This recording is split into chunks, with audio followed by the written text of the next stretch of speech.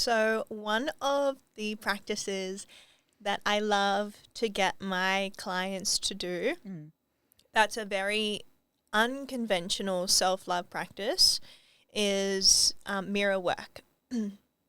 Now, when we look at self-love practices, there are so many really easy tools and probably quite simple ones that we all know work really well. You have like your journaling, meditation, affirmations, breath work, cacao ceremonies, reframing negative stories. There is so much work we can do.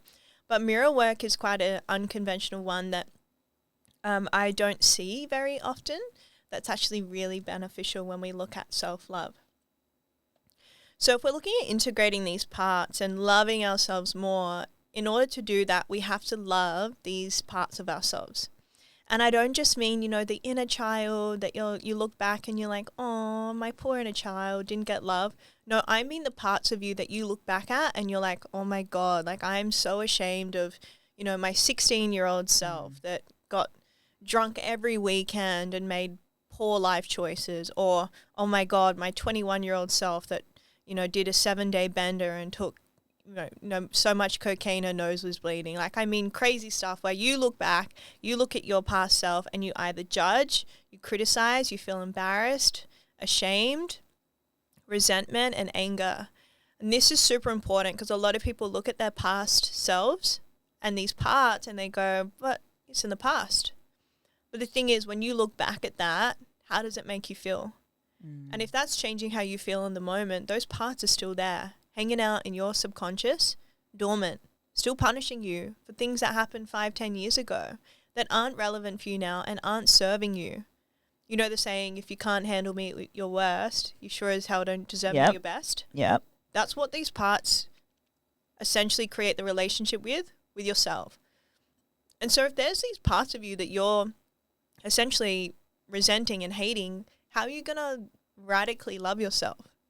It's like these parts of you can't even love and accept, right? It's like having a relationship with someone. You're like, oh, I hate this about you, but it's okay because I love these other things. Like, no, you got to love them for everything. Yeah. You love them wholeheartedly. It's unconditional love. The conditions aren't, oh, but it's okay because there's a few things I love about you. It's like, no, I love you wholeheartedly, unconditionally, right? So I invite everyone to go back and think of these parts and these versions of yourself through high school, through primary school, through your young adolescence, and go, are there some parts of me that I still hold a lot of shame and guilt towards in my past? And there's some really important things to recognize here. Number one, these parts of you at that age did the very best with the knowledge that they had at that time. And that's so important because we often look back and we're like, oh, I wish I, done something differently. I wish I'd made a different choice, or I should have, shouldn't have drank so much alcohol. I should have done this. And the thing is, like, from the lens of your higher self now and your much more mature, sophisticated self, you can look back with a higher level of executive functioning and decipher choices that are in alignment with your values now as a 20, 30-year-old. But do you think you had that level of maturity and sophistication at 18, 16, 15, 12? Of course not. And so we're creating this really unfair, unrealistic expectation upon our younger selves to have known how to make better choices when that was actually the best choice that they could make at that time. They couldn't make any other decision, right? Yeah.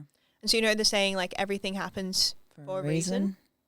Everything does unfold for you, not to you. It unfolds for you. And there's this term in, I think, psychology, it is, called the butterfly effect, or it's off some movie. Yeah, Ashton Kutcher. Yeah. So the model essentially, it's not a movie, right? Yeah. So the model essentially means that a small change in an environment in a past can actually drastically alter the future on a complex, nuanced level. So if you go back and you do change something in your past because you wish and you should have and this and that could actually change who you are completely as a person you are today, and all the opportunities that have happened for you, all the amazing things you have in your life now. And so going back, it's you can't change the past, and everything that you did do unfolded for you, and you could not have done it in any other way. Yeah. And so what that starts to allow us to do is look back and go, oh my God, you know, that 18-year-old me that was partying every weekend, oh, like poor Nikki, like she deserves so much love. She was just doing the best with what she knew at the time. Yeah. And she deserves forgiveness. She deserves love again, especially because of all that pain she was experiencing. It's time to forgive her. Instead of punishing her and feeling embarrassed by her, she did the best with what she knew. So you're probably thinking like, well, where does this whole mirror thing come in? So once you've been able to do that part, what you then do is you sit down in front of a mirror. And I'm going to see if I can get really descriptive here because there's probably people just listening. I'm going to close my eyes for this. Yeah, close your eyes, everyone. Get into the zone. Just close your eyes, Cham. Yes, I'm there. And imagine yourself sitting on the ground, legs crossed in front of a mirror. And you shuffle up to the mirror as close as you can, almost as if your knees were going to touch. And you sit there and you just start by looking at yourself. Brownie points if you can do this naked. Yeah, Tamara's body language there just completely laughed. Yeah, interesting. Yeah, we'll talk more about that. We'll have to chat. So you're sitting there naked if you can. Fully clothed is fine as well if that feels more comfortable. And you want to start by just looking at your body, just appreciating how you look, your shoulders, your tummy, your legs. And then you slowly want to bring your awareness back up to your eyes until you find one eye, and you're just going to stare into that eye in the mirror and hold that gaze. Now, as you hold that gaze, you're going to start to notice that there will be some things that will come up for you. Initially, you're probably going to feel very uncomfortable. You might want to laugh or giggle. It might feel silly. You might be like, what the hell is Nikki making me do? She's such a weirdo. That's fine too. Just let it all come up as you're sitting there and looking into your eye. And slowly, as you start to surrender and just allow yourself to sit there, you'll start to notice that there will be some emotion that will come up for you.